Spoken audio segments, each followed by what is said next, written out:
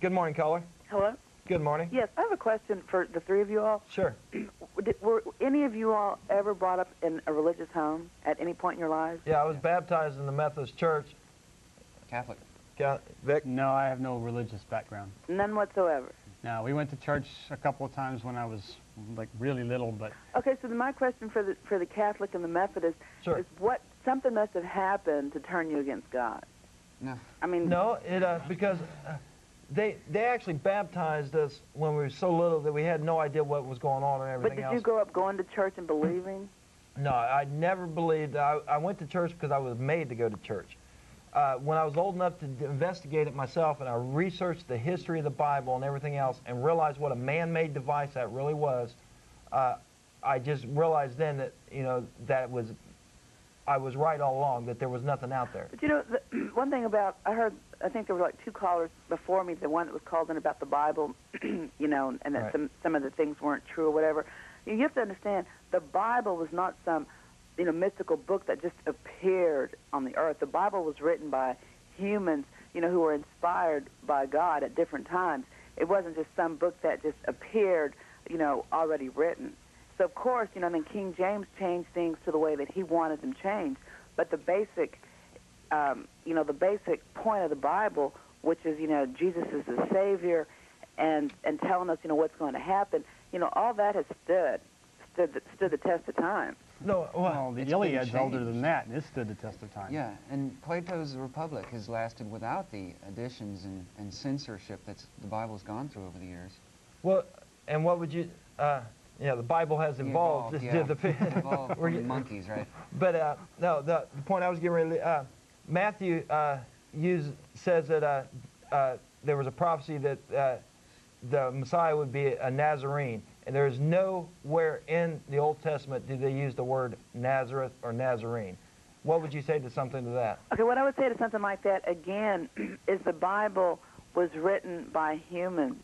You know, of course there's going to be some, you know, there's things that have been taken out of the Bible through time. There's things that, you know, there are different Bibles. It's not just like there's just one, you know, mystical book that has appeared. Right. And so I think you can't just use, you know, the Bible and try to take like every little word in there. Well, how can you take any of it then?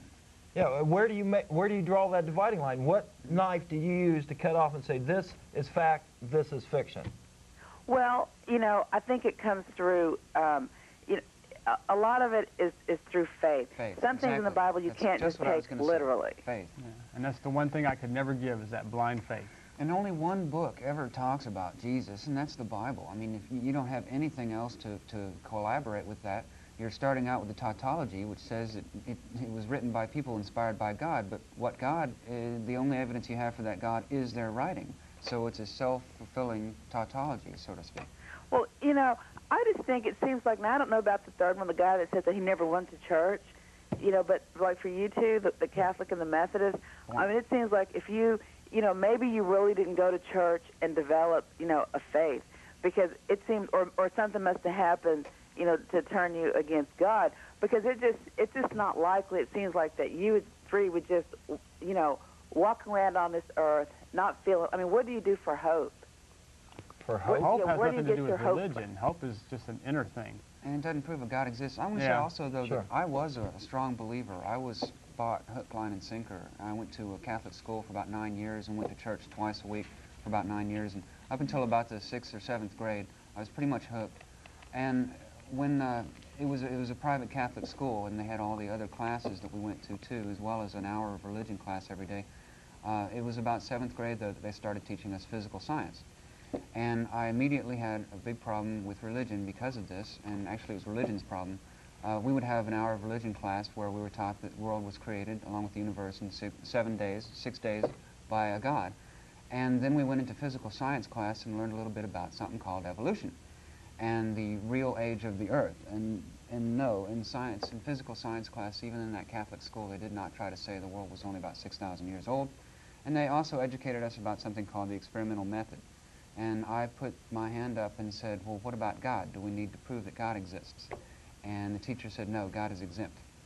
And so from then on, God lost that whole argument.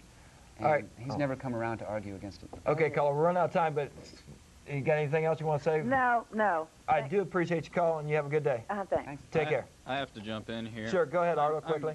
I just have to tell our viewers, I'm tired of hearing people saying that we are against God. No one could be against God less than the person who doesn't even think God is there. Good point. It's very harsh. You can call a Satanist against God, but I think it's not right. And we're not Satanists.